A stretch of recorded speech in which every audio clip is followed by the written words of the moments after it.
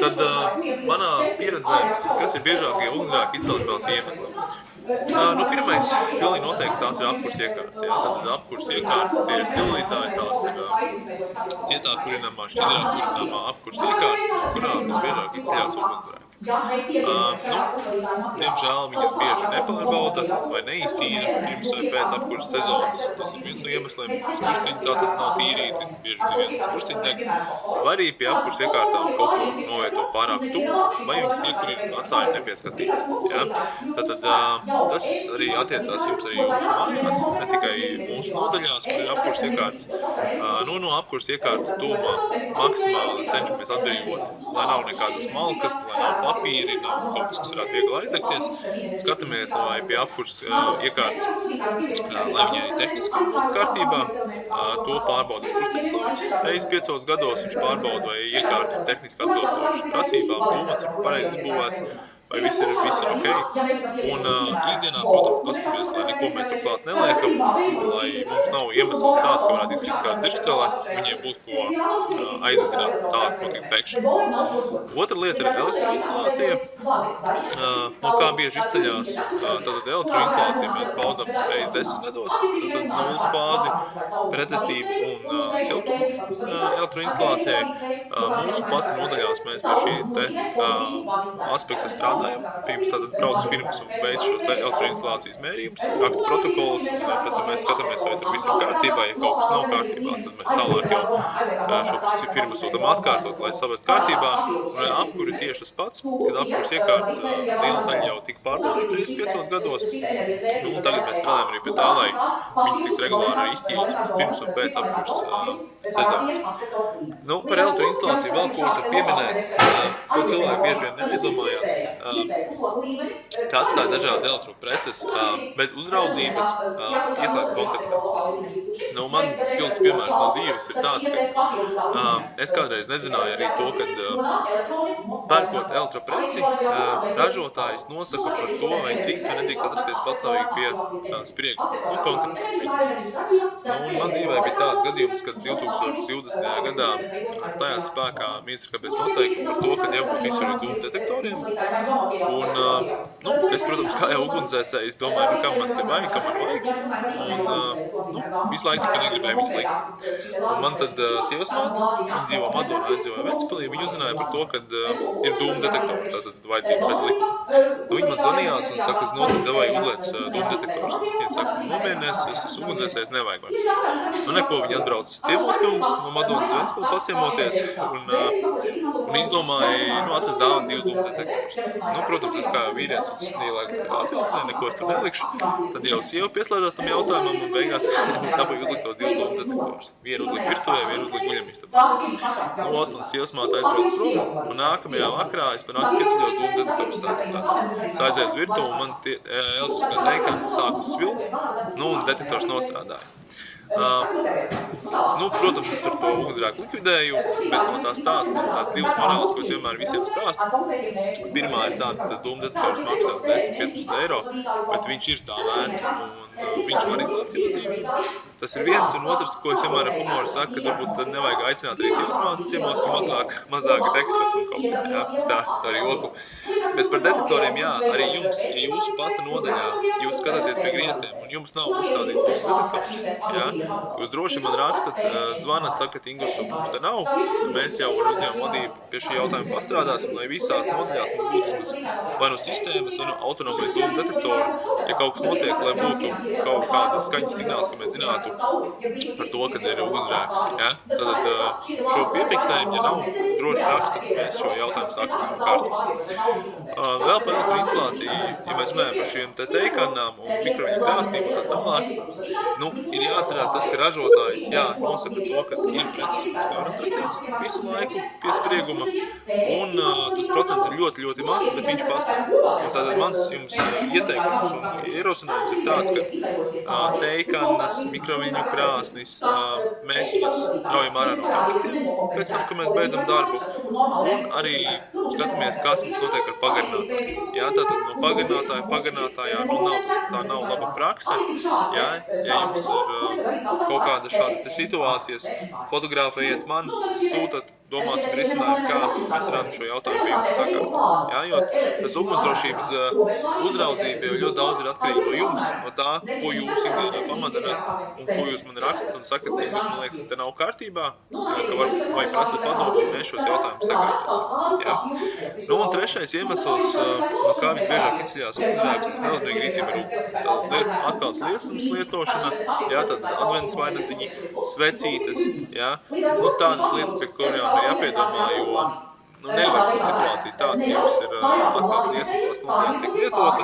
Es saprotu, ka skaisti, es saprotu, ka ir forši, ka ir svecītas un tā tālāk, bet, diemžēl tā uguns izplatība ir tik ātra, tas notiek tik zibenīgi, kad nepaspēsiet pat man ir bijis gadījumi tā, ka cilvēki saka, ka pēc notikumiem, kad viņi ir izgājuši ārā uzpīpēt, jā, atnāk šopa, ka dzīvoklis ir liesmas. Tas bieži vien tā arī notiek, kad uguns izplatība ir, ja ir temperatūra un ir degšanas materiāls, tad ļoti ātri notiek šī degšana. Tad par tādiem preventīviem pasākumiem, ko mēs varētu darīt ikdienā.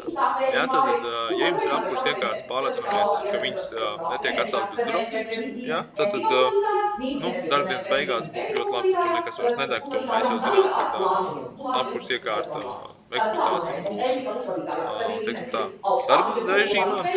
Pārliecinamies par to, ka pēc darba pabeigšanas elektroietājs ir atvienots no strāvas padevas. Kā jūs minēju, mikroizkrānes, dažādas dejkanas, izraujam ārā no kontakta, mēs tiešām zināsim, ka viss ir ok. Datorus varam neraut ārā, jo pārsvarā datoriem visiem ražotājs ir noteicis, ka dators var atrasties pie sprieguma, bet pārsvarā visu citu, protams, lielas varbūt kaut kāds leduskapis un tādas lietas mēs varam atstāt, bet tādas mazās elektroprecīzes gan nevajadzētu atstāt kontaktos.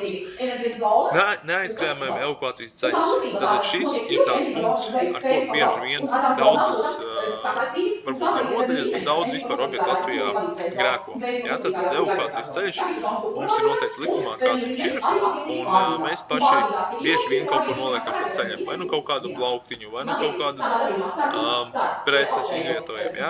Cenšamies maksimāli viņus atbrīvot. Ja mēs nezinām, vai ir ok vai nav ok, kāda izskatās tā vieta, nofotografējam, sūtam ar WhatsAppā vai uz e-pasta bildes un prasam Ingus, ir šitā ok vai nav ok, es jums pateikšu, ir vai nav labi. Ja? Jo evakuācijas ceļus, kāpēc nevajadzētu aizkrāmēt, jo tas iemesls ļoti vienkārši. Tad, kad ir ugunsgrēks, ir degšana, ir dūmi, tā redzamība nav tā kā filmās, kad es mācījos ugunsdzēsēju koledžā. Es biju pārliecināts, ka pieredze man nekāda baigā nebija. Es pabeidzu koledžu un domāju, tā kā filmās, tu ieiešā ugunsgrēkā, tu visu skaisti deg, tu visu redzi, tu izglābi divas meitenes, iznes ārā uz abiem pleciem, iet ar aliņu nopačojot. Tā, diemžēl, nav. Ir tā, ka tie ugunsgrēkā viss, ko tu redzi, ir kaut kāds, varbūt 10-20 centimetri, ir karsts, tu esi pie zemes pieplatis, jo tu augstāk nevar piecelties, tāpēc, ka tu tiks apdedzināts, un tad tu rābus meklē kaut kāds evakuācijas ceļus. Ja? Un, ja tajās evakuācijas ceļos ir saktušas mantas vai tu aizķeries un tā tālāk, pastāv iespēja, ka tur telpām netiks ārā. Ja, tāpēc vienmēr jādomā par to sliktāko variantu, diemžēl, bet tāpēc evakuācijas ceļus mēs neaizdomājam. Ugunsdzēšanas aparāts neturējam augstāk par 1,50 m no ugunsdzēšanā aparāta roka. Ja, ir bieži vien, kad uzliek kaut kur skapja augšā vai kaut kur paslēp viņais kaut kurienes aiz kādu puķpoda, jo viņš varbūt vizuāli neizskatās skaisti, viņi mēģina kaut kur nolikt tā, lai viņš acīs nekrīt. Kāpēc ne augstāk par 1,50 m? Tāpēc, kad mums ir cilvēki, kas ir dažādos garumos, un lai nav tā, ka cilvēkam ir grūti pie viņa tikt, tad mēs viņu varam turēt arī uz zemes, galvenais, ka viņš ir viegli pieejamā vietā un redzams. Ja, tas ir pats svarīgākais, lai ugunsdzēšanas aparāts ir viegli pieejamā vietā un redzams. Par to ir obligāti jāizdomājas. Un neaizkrāmējam, protams, arī elektrības skapjus un ugunsdzēsības krānas skapjas, ja jums objektā ir ugunsdzēsības krānas skapji. Tad metra attālumā no viņiem neko neliekam. Un elektrības skapis arī, ja jums ir elektrības skapis, kaut kādi drošinātāji, arī neko palaigi blakus viņiem neliekam, tāpēc, ka valsts ugunsdzēsības glābšanas dienas, viņi noteikti mēģināšu elektrību tur atslēgt, un arī, lai viņiem ir vieglāk piekļūšana pie šiem elektrības padevus, neko mēs tur neaizkrāmējam. Tad, ko mēs darām, ja mums ir noticis ugunsgrēks? Ja? Tātad šeit ir tāda kā nedaudz kronoloģiska secība. Pirmais ar otro punktu varētu iet paralēli. Tātad, ja kaut kas ir noticis, es parasti prasu, kam jāzvan. Ja? Nu, tad man vienmēr kādam ir pazīstams kāds ugunsdzēsējs, vai nu mīļākais, vai nu draugs, es arī ugunsdzēsējiem. Nē, ir jāzvan uz 112. Tas ir vienotais numurs visā Eiropas Savienībā. Uz 112 jūs uzvanat, un jūs obligāti sagaidat, kad telefonu pēc tam noliks dispečers. Kāpēc? Tāpēc, ka viņiem ir noteikta kārtība, kādus jautājumus viņi jums prasīs. Jā, tas ir obligāti. Svarīgi arī ir tas, kad ar ko vajadzētu sākt. Es vienmēr saku, sākt ar adresi. Pilsētu un adresi. Jo, ja gadījumā notiks telefons un pārādīs, vismaz zinās, kas par pilsētu un kāda adrese. Ja, jo jūs viņus pasakāt Parka iela 3, nu, pieņemsim Kurzemē, Parka iela 3 ir gan Ventspils, gan Talsa, gan Salus. Ja, un tad šis te zvanu centrs, kas pieņem šos zvanus, jo viņi dzirdē tikai Parka iela 3, pēc tam ir jāsavalk kopā, no kurienes šis zvans ir pienācis caur navigāciju. Ja? Bet jūs pasakāt, pieņemsim Liepāja, Parka iela 3, ugunsgrēks, pārtrūks ceļu, viss skaidrs, mēs jau sūtam tehniku uz šo te jūsu notikumu. Tālāk, kad mēs uzvaram uz 112, protams, mums arī paralēli jāstāj arī telpas, tad evakuējamies droši pulcēšanās vietu, tad ārā konkrētā vietā mēs ejam un mēs tur arī stāvam, jā, un gaidām valsts ugunsdzēsības un glābšanas dienestu. Vai mēs drīkstam izklīst no šīm te droši pulcēšanās vietas? Nē, diemžēl mēs nedrīkstam izklīst. Kāpēc? Pasāstīšu no pieredzes gadījumu, pabeidzu koledžu, ugunsdzēsējs sāk strādāt par virsnieku vienā no Latvijas daļām un notika ugunsgrēks. Un bija vasarā un ugunsgrēks bija skolā. Nu, paldies Dievam, ka nebija skolotnieks, bija skolotājs. Mēs aizbraucam šo notikumu, un visi skolotājs ir vairāk pie pulcēšanās vietas, bet 2 skolotājs trūkst. Nu, un es, protams, mēs ejam iekšā viņus meklējam, vienreiz ejam otrais, nevar atrast šīs skolotājs, mēs tur mainām elpošanas aparāts. Un es jau, protams, pārstresojies par to, ka es 2 skolotājs pazaudējis, sāk jau tur meklēt uz galdiem, jau skapjos, un varbūt cilvēki ir situācijā, ka tiešām viņš sāk jau slēpties no mums. Un ej to trešo reizi ārā, un šīs skolotājs man pretī ar kafiju. Jā, nu tur patās aizgājuši uz Rimčiku pakaļ kafiju. Nu, un es viņam saku, tā īsti nav ok, jo mēs meklējam. Viņi saka, bet mēs nezinājām to, ka mums jāpaliek. Mums likās, nu, kamēr jūs uzēsīsiet, mēs aiziesim pēc kafijas. Ja? Tāpēc obligāti atcerieties to, ka, ja ir notikusi kaut kāda ārkārtas situācija, dodaties uz pulcēšanās vietu un sagaidat valsts ugunsdzēsības glābšanas dienestu. Ja? Tas ir, nu, obligāti. Tālāk. Par zvanīšanu 112 arī ikdienā. Ja jūs redzat, ka ir noticis kaut kāds ugunsgrēks vai ceļu satiksmes negadījums, uzvaniet uz 112. Arī no dzīves piemērs dzēsām vienu ugunsgrēku, kur pēc tam īpašnieks man pateica pretenziju par to, ka ugunsdzēsēji ļoti vēl ieradās notikuma vietā. Un es šim īpašniekam tā kā saku, bet mums ļoti vēl zvans pienāca par šo notikumu, novēlot pienāca. Un tas īpašnieks skatās, saka, nē, man kaimiņš te patās blakus, viņš taču uzvanīja. Tas kaimiņš skatās, viņš saka, nē, man likās, ka tu uzvanīji. Nu, redzēt, un šeit nonāk tā situācija, ka parasti cilvēki domā, ka kāds jau ir uzvanījis un beigās neviens neuzvanīja. Tāpēc drošības pēc, ja kaut ko redzat, zvanāt 112, tāds notikums, mēs redzam to un to. Un, ja zvan centram jau būs vairāk izsaukumu par šo te konkrēto notikumu, viņi arī zinās, ka vajag sūtīt papildu tehniku, tāpēc, ka tas visticamākais nebūs maldinājums, bet, ka tiešām šeit būs pamatots iemesls braukt un dzert. Ja ir iespēja palīdzēt no telpām evakuēties citiem cilvēkiem, tad skatieties paši, protams, vajadzētu ikdienā skatīties līdzi, vai jums ir kaut kādi bērni jūsu telpās, vai jums ir cilvēki ar kustību traucējumiem, ja? Vajadzētu piefiksēt to, un, ja ir iespēja cenšamies viņiem palīdzēt tik ārā no šīm telpām, ja tas neapdraud mūsu veselību un dzīvību. Ja tas nav izdevies un ierodās vukts, obligāti pasakat, mums ir iekšā viens cilvēks palicis, kuram bija kustību traucējumi. Vai arī kāds kolēģis nav pulcēšanās vietā, tas arī obligāti lūgam jāpasaka. Ja? Ja jums ir jūsu nodaļā ierīkots trauksmes pogas, tad ejot ārā no telpām obligāti nospiežam, jo var gadīties tā, ka kāds kolēģis strādā kādā tālākā vietā, viņš nezinās šo trauksmes, viņš nezinās, ka ugunsgrēks nospiežot trauksmes pogu, sāk skanēt sirēna un viņš iesāk. Ja? Vēl ko es parasti saku, kad skatāties, ir kāds kolēģis, kuram patīk strādāt ar austiņām, klausīties mūziku, tad arī cenšamies viņam pateikt, ka iet ārā. Nu, un tālāk jau jādoties uz drošu pulcēšanās vietu un sagaidīt vugu darbiniekus. Vugu darbiniekiem sniedzam visu nepieciešamo informāciju, tad kas vugdam interesē? Vugdam pilnīgi noteikti interesēs. Cik cilvēki iekšā, kas ir palikuši, kuri elektrība atslēgt, un vēl papildus vugds var paprasīt, kādas ir materiālās vērtības, kas ir jāizglābi. Jā, tātad telefons, maks, šādas lietas vugds var paprasīt jums. Būs labi, ka jūs pateikt, jā, mums ir pieņemsim sejus tajā vietā, mums ir tas un tas un tas, ko vajadzētu izglābt. Jā, un tātad, ja vugds zinās, ka visi cilvēki ir ārā, ka nav iekšā kaut kādi gāzes baloni, kaut kādas bīstamas vielas, tad jau viņi sāk glābt arī materiālās vērtības. Nu, un, protams, ja tas neapdraud jūsu dzīvi un veselību, un esat pārliecināti par savām spējām, jūs varat paši uzsākt ugunsgrēku dzēšanu. Ar šo punktu ļoti ir tāds, jo, ja jūs jūtat, ka jūs varat izmantot aparātus vai ugunsdzēsības krānus, jūs varat dzēst, bet pie nosacījuma, ka jūs pārliecināti par savām spējām, ka tas neapdraud jūsu dzīvi. Ja? Jebkurā gadījumā, uz 112 ir jāzvar, jebkurā gadījumā, ja kaut vai viens kolēģis dzēš, otrs kolēģis zvan uz 112, lai nav situācija tāda, ka jums liekas, mēs tiksim galā, mēs nodzēsīsim, uz 112 viens neuzvana, beigās jūs sapratat, ka netiksim galā, ka tas ugunsgrēks izskatās ātrāk, nekā jūs viņu spējat nodzēst, un nu tad jau nākās rīt uz 112. Labāk uzvanat uz 112, mums ir tur deg, pieņemsim miskaste, mēs pūšam ugunsdzēšanu aparātu, vogts piefiksēs, uzreiz brauks pie jums, un pēc tam, ja būs nodzēsts, pateiks malēši, ka jūs tā izdarījāt, pārbaudīs, vai nav vēl degšana, vai dūmu kaut kur nav izstrīduši, vai kaut kādām ventilācijām.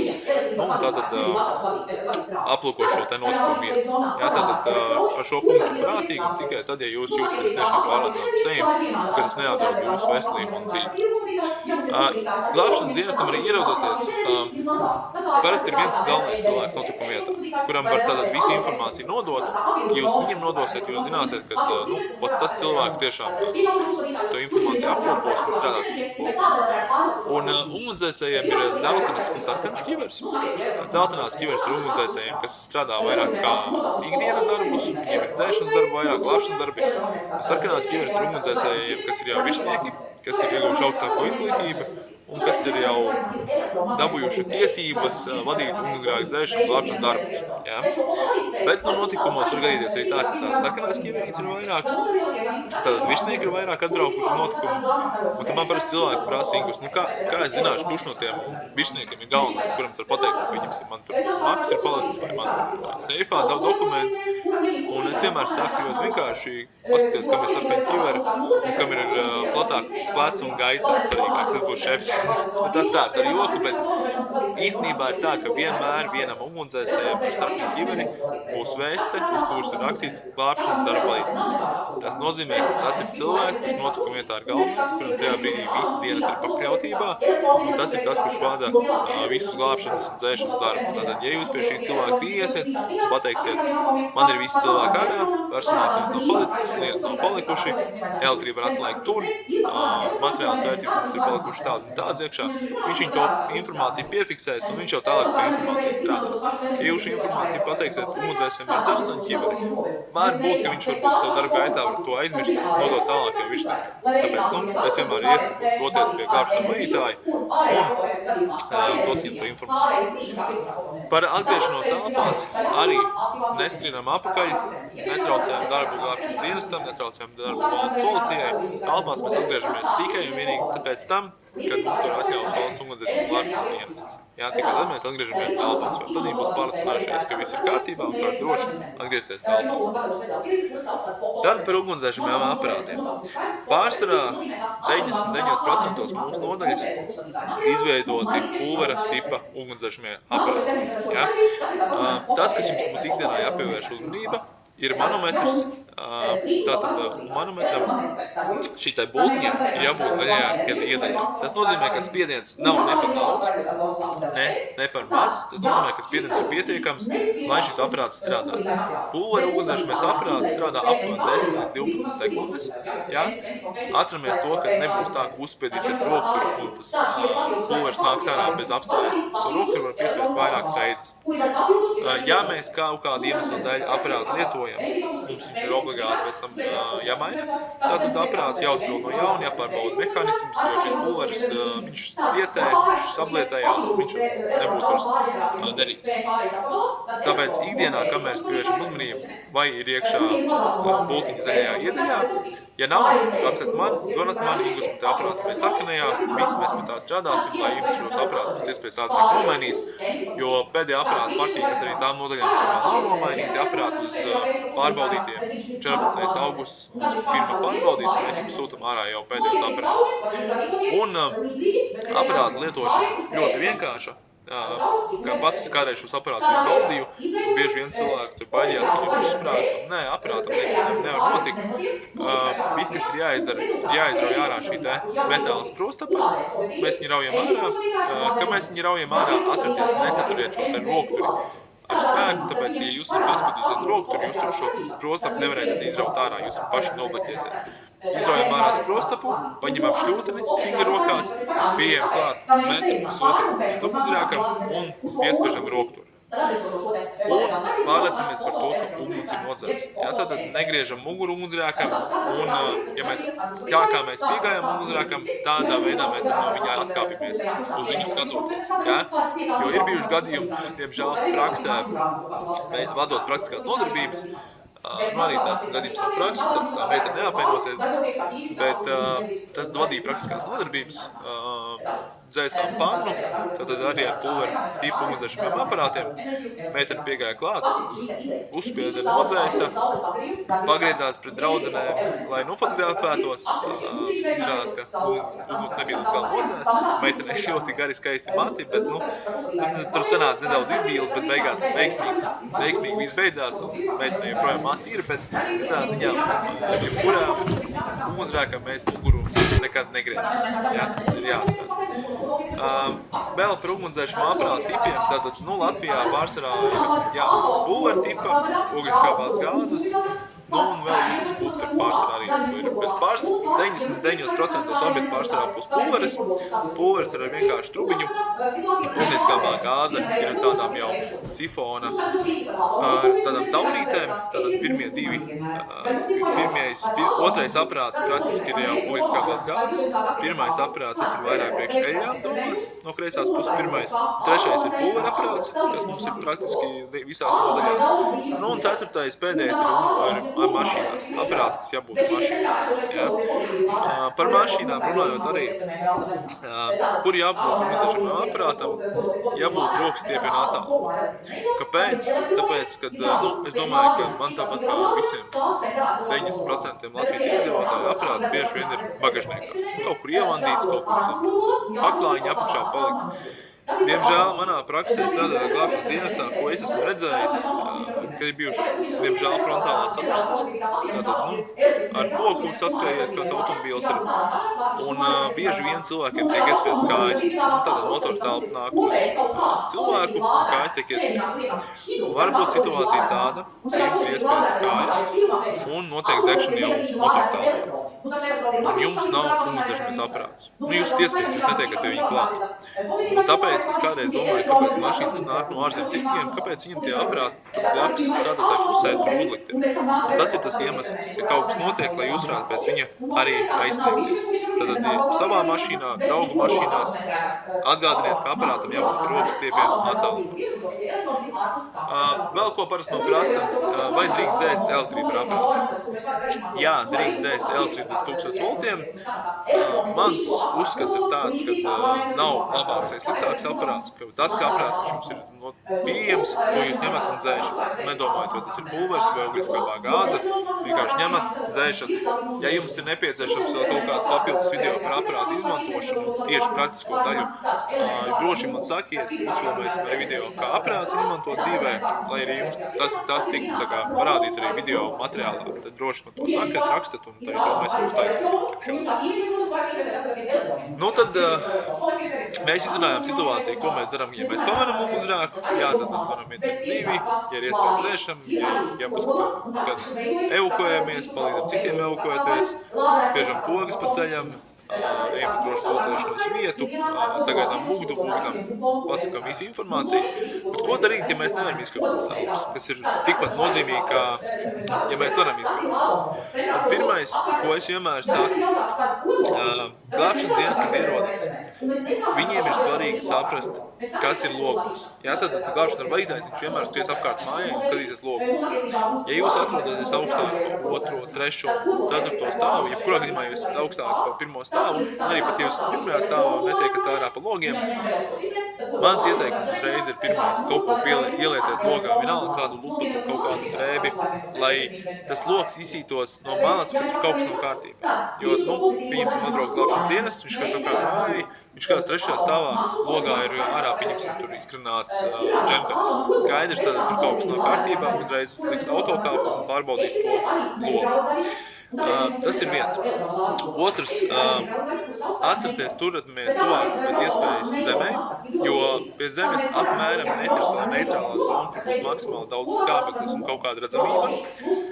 Ja ir iespēja aizblīvējam durvju blīves, īstas, tātad, lai mums pēc iespējas mazāk dūmi tiek iekšā pie mums telpās. Un, ja ir iespēja aizsargājam, protams, arī savus alpceļus. Ja, tad ar kaut kādu drānu, vai ja ir iespēja samitrināt viņu, aizsargājam savus alpceļus. Ja mums ir telefons, protams, zvanām 112, sakam, ka mēs esam iesprostotie ēkā, tādā un tādā telpā, un mēs atradīsimies pēc iespējas tuvāk logam. Ja, tad, jo tuvāk logam, jo lielāka iespēja, ka ugunsdzēsēji glābēji uzkāpjot augšā pa kāpnēm, tas varēs izglābt un tikt pie jums klāt. Tas ir obligāti. Tātad, ko vēl? Saglabājam mieru, ja? Jo mazāk skābekli mēs izelposim, labāk, tātad mierīgi elpojam, saglabājam mieru, cenšamies padot zīti, mēs tur esam. Un, ja mēs gribam tikt ārā no ēkas un ir sadūmojums, mēs nezinām ēkas plānojumu, ja? Vai arī ļoti liels sadūmojums, un mēs nezinām, kā tikt ārā. Variants viens ir tāds, ka mēs turamies ar vienu roku plaukstas ārējo daļu, mēs turamies pie sienas un izmantojam labirintu principu saucamā. Ja mēs turamies visu laiku pie vienas sienas, tad mēs atradīsim kaut kādas durvis, galu galā mēs atradīsim arī izeju. Kāpēc mēs turamies ar plaukstas ārējo daļu? Jo, lai nav tā, ka ugunsgrēka gadījumā mēs netīšām sataustam un apķeram kaut kādas elektrības vadus, un mēs saņemsim šo te elektrostrāvas triecienu, un mums plaukstas apkasies viņi šiem te vadiem. Tāpēc obligāti ar plaukstas ārējo daļu turamies un meklējam šīs te durvis. Ja mēs sataustam rokturi, pārliecināties par to, ka rokturs nav jau nokaitēts karsts. Ja viņš ir karsts, tas nozīmē, ka tajās otrā pusē visticamākais degšana ir tik liela jau, kad mēs vairs nevarēsim izmantot šo telpu. Arī evakuējieties, atceramies, aiz sevīm cenšamies durvis aiztaisīt, jo durvis ir vēl tas šķērslis, kas ugunī un dūmiem ir jāpārvar, lai tiktu uz nākamo telpu. Ja?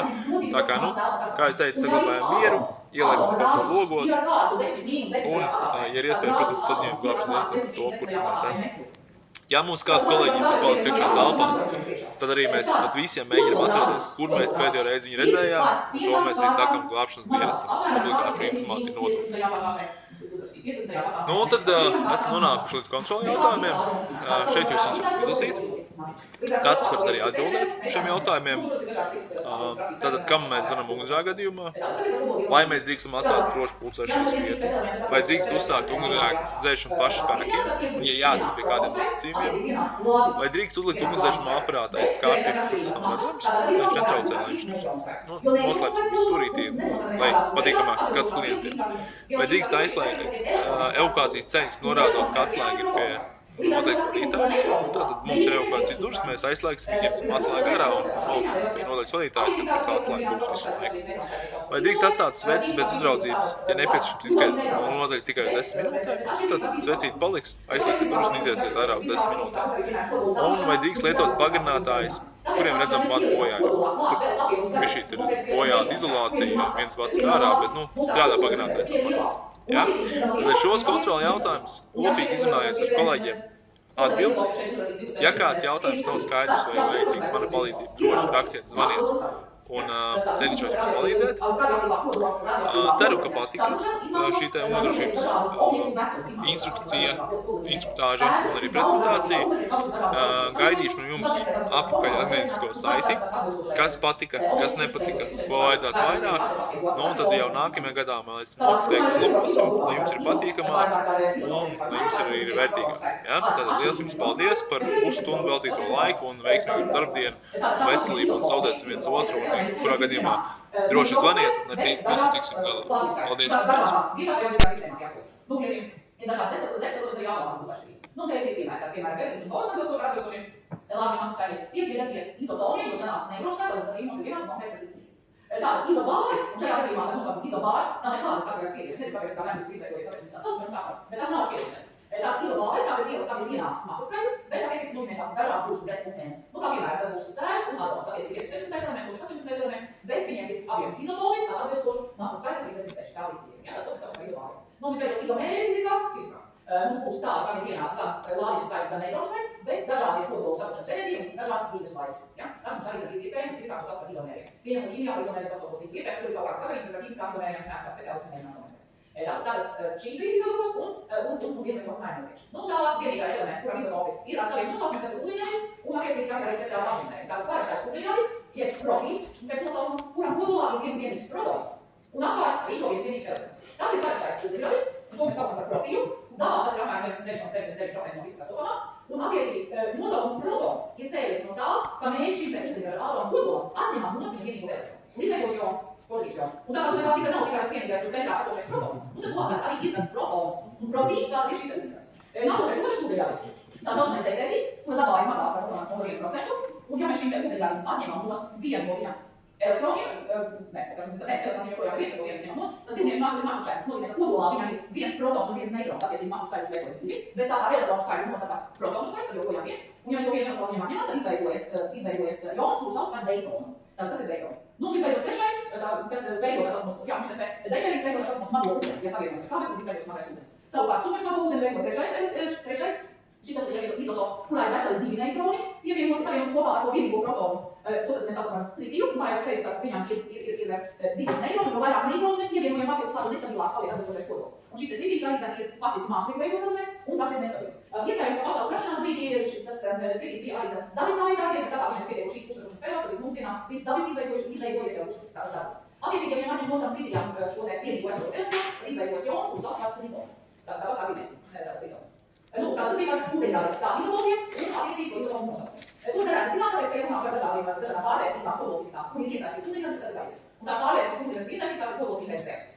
Tātad nākošais jautājums par kodola stāvokli, ko jūs pieminējat. Daži ir stabilāki, citi nestabilāki, tas pats kritīs, tad bija mākslīgi veidot tādu nestabils. Latvijā iestādēs pielietojamie ugunsdzēsības aparāti. Ko ir ugunsdzēsības aparāts? Aparātā iepildīts ugunsdzēšamais pūlers kopā ar gāzi, kas zīst to pūleri ārā no ugunsdzēsības aparāta. Aparātā ir manometrs, kur būtuma zaļā sektorā norāda uz to, ka aparāts ir gatavs darbam. Strūklas garums no šāda aparāta 3-4 metri, varam dzēst, gandrīz jebko. Jā, tātad ar pūleru aparātiem, jo viņi paredz ABC klases ugunsgrēku dzēšanu. Paši efektīgākie mīnusi tas, ka to tādu, kurā mēs dzēšam ar pūleri, mēs piepildām ar pūleri arī tur, kur nedara. Vēl tad Latvijā ir sastopama arī ogleskapās gāzes ugunsdzēsības aparāts. Šī gadījumā korpusā iepildīta sašķidrināta ogleskapā gāze ar darba spiedienu no 60 līdz 120 bāriem, augstspiedienu trauks biezām sienām. Lai iedarbinātu, tad atkal ir tāds pats mehanisms, jā, dzēšam mēs tur, kur vajag tādu tīrāku dzēšanu. Viņa efektivitāte ir 2 reizes mazāka, tātad padodot uz dzēšanu, jā, tātad mēs nodzēsīsim to vietā, kur deg, jā, un atverot logu durvis uzventilējot telpu, mums pārējā telpa būs tīri. Bet šos aparātus mēs nevaram paredzēt kopumā telpu dzēšanai, jo viņiem nav paredzēta ārklases dzēšanas spēja. Ūdens putu aparāti, tātad šī gadījumā aparātā iepildīts putu šķīruma putu koncentrāts šķīrums ūdenī, vidēji 2 līdz 8%, ja, un mēs varam dzēst ar šiem aparātiem tātad A-klases ugunsgrēkus, varam arī B-klases ugunsgrēkus dzēst, ja, un tātad ar jauniem putu aparātiem mēs varam dzēst arī elektroierīces zem sprieguma, jo putu strūkla ir pietiekoši dispersa, lai varētu šādā veidā dzēst. Tātad tie nav tik efektīvi varbūt gluži kā pulvera aparāti. Toties viņi ir lokāli, tad tieši tur, kur izpūst putas, tad tur mēs dzēšam, bet mēs nepiepildām visu telpu ar pulveru, kā tas ir dzēšot ar pulveru. Pārtiks iekārtu ražošanā, jā, tad pārtiks ražošanas iekārtās, pareizāk sakot, ir eļas un tauki naturāls izcelsmes, jā, tad tur, lai mēs sekmīgi nocēstu līdz galam, mēs lietojam F-klases ugunsdzēsības aparāts, kur iepildīts speciāls eters šķīrums. Vēl mēs varam izmantot arī ugunsdzēšanā pārklāju, nelielu aparatūru apsekšanai, jā, tad arī virtuvēs mēs varam izmantot laboratorijās, jā, tālāk arī varam izmantot cilvēku apģērbu, aizdegšanās gadījumā cilvēku apģērbu dzēšanu. Jā, tātad mums ir pamatā šie dzēšanas līdzekļi, jā, ko mēs varam izmantot ugunsgrēku dzēšanai. Katram ugunsdzēses aparātam jābūt uzlīmētājai instrukcijai etiķetei. Vai nu to uzlīmē ražotājs, vai ja mēs iepērkam ārzemēs, tad tirgotājs, iztulkojot valsts valodā, uzlīmē šo etiķeti. Uz etiķetes ir šī ugunsdzēses aparāta nosaukums, tālāk dzēšanas līdzeklis, kas iepildīts ugunsdzēsības aparātā, ugunsgrēku dzēšanas spējas, kādas ir aparātam, A-klases, B-klases, C-klases ugunsgrēkiem. Tālāk piktogrammu veidā tiek norādīts, kādas ugunsgrēku klases un attiecīgi ugunsgrēku aparātu mēs varam dzēst. Un arī piktogrammu veidā un teksta veidā tiek parādīts, kādā veidā iedarbināt ugunsdzēsības aparātu. Zemāk uz šīs etiķetes ir norādīts par to, vai šie aparāti ir pielietojami elektroiekārtu dzēšanai, vai nav līdz 1000 voltiem no 1 metra attāluma. Un arī apakšējā daļā tad ir standarts atbilstoši, kuram ražotājs ir ražojis šo ugunsdzēsības aparātu, un atbilstība Eiropas standarta prasībām ar iesistu grafisku šo attēlu CE marķējumu saucamo. Jā, tad, aparāts ir šodien lietojams iestādēs organizācijās, tad obligāti jābūt arī šim CE marķējumam. Lai aparāts pārbaudītu, testētu, jā, tad ir dažādi testi, kādā veidā šos aparātus testē. Tad A-klases testu speciāli sagatavoti standarti lucīši, štāfelī, jā, un aizdedzināt noteikti laika dezināts, un pēc tam ar ugunsdzēsības aparātu jāspēj nozēst. Testi līdz 3 reizes atkārtoti līdz 2 veiksmīgām reizēm. Jā, tad par cik ar šie kokmateriāli sakrauti, jā, un zinām laika deguši, tad ar oskābās gāzes aparātu šo testu nevar veikt, jo ar oskābās gāzes aparātu mēs vairs līdz galam nenocēsim. Ar pulveri vai ar putām tad mēs varam nocēst, un tad to viņiem ir šī ārklases dzēšanas spēja. Arī B-klases dzēšanas spēju mēs testējam ar attiecīgu degvielas pannu, kurā iepildīts šķidrums degviela, jā, un šīs degvielas pannas rādījums ir atbilstoši tam skaitlim, kas mums norādīts uz aparāts šai dzēšanas spēja, B-klases dzēšanas spēja. C-klases speciāli testēt netiek, ir tikai noteikums, vai mēs varam dzēst degspējīgās gāzes ar šo aparātu vai ne. Un F-klases ugunsdzēsības aparāti tiek testēti līdzīgi, kā T-klases tests ir visiem pārējiem ugunsdzēsības aparātiem. lai iedarbinātu jebkuru ugunsdzēsības aparātu, tad mūsdienu ugunsdzēsības aparātiem ir sviras mehānisms. Lai sviru nejauši nenospiestu, izsprast apakas ir noplombēta un cik plomba atļauj viņa brīvi kustās.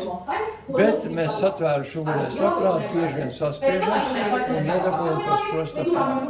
Tāpēc ļoti būtiski sākumā vai nu turēt pēc roktura apakšējās daļas, vai vēl drošāk pieturēt palonu pie korpusa, izraukt sprostu. Tālāk pulveru aparātiem atbrīvot šūtenīti un otru roku turēt pēc iespējas tuvāk pie uzbēra. Nospiežot sviņu, padosim uzdzēšanu, aplaižot sviņu, padēļ pārtrauksies. Uzgalvu virzām uz vietu, kur notiek degšana. Stūklas garums 3-4 metri, tad no zinām attālu mēs varam dzēst, bet atceramies to, ka rokā nedrīkst piesprīdēt šeit pie korpusa.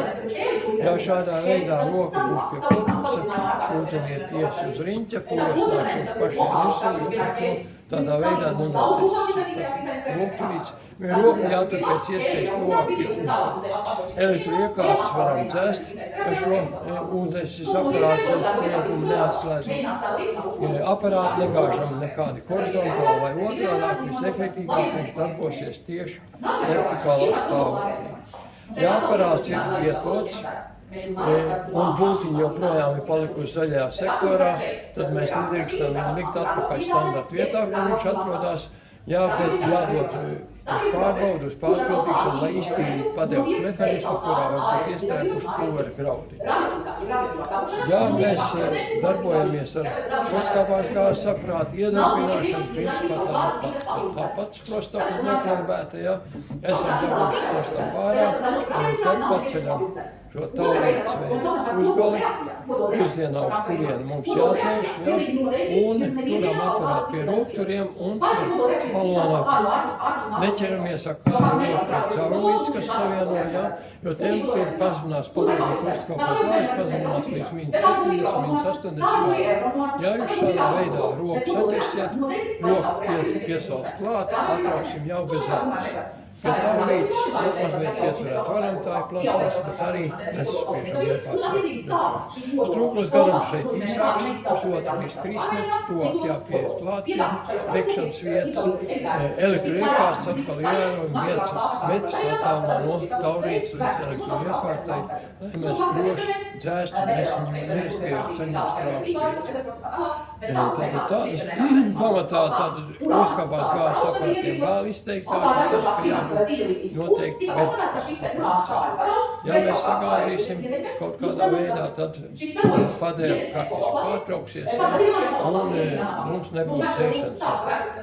Ugunsdzēšana mēs pārklājas, mums atrodas šādā te iepakojumā, un parasti piestiprinās pie sienas.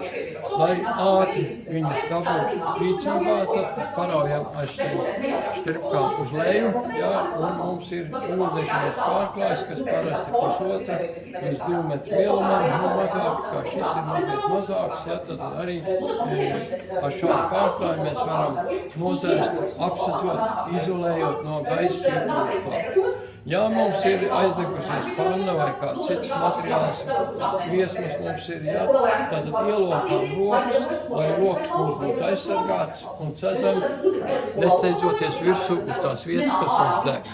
Tādā veidā, tad, lai mēs arī ar strauju kustību neizsistu uz visām pusēm, piemēram, eļļu, kas uz pannas deg, vai arī viesmas citādā veidā neizpūst uz visām pusēm. Tālāk tad pārklāt iekļaujam pie tās vietas, pagaidām, un pēc tam līdzīgi ņemam nost atkal rokām ielocītām, un neskatoties pāri malai, lai mums ir izdevies nocēst vai jo gadījumā, degšana atjaunosies, lai mēs ar seju nebūtu miesmīgs. Ja mēs izmantojam šo pārklāju cilvēku apģērbu, dzēšanai, ja? Tad arī atceramies to, ka klājam virsū uz, teiksim, degošās muguras, jo cilvēkam apģērba degšanas gadījumā būtiski tieši tad, kad ir aizlikusies mugura. Atceramies to, ka mēs varam, protams, sekt no pleciem uz muguras virsū, bet ja tas cilvēks kustēsies, tad mums var izdoties arī tā, ka mēs piespiežam paralēli mugurai un spiežam liesmas uz augšu. Lai tas nenotiktu, tad sākumā klājam arī uz galvas virsū, jā, tādā veidā, lai noslāpētu liesmas pilnībā, pēc tam no galvas ņemam nost, lai nebūtu jāpa tūmi un gāzes, kas turpinās kādu laiku vēl izdalīties. Tātad tādā veidā mēs varam tos uguņojošos pārklājus izmantot gan virtuvēs, gan laboratorijās, gan arī cilvēku apģērbu aizdegšanās gadījumā apģērbu ciešanā. Tāda bija obligāta starojums, ko parādīt, bet ir vienādojums, nenotiekam sakaļu, nenotiekam brīdi, un tā. Gatavojamies, jau ir.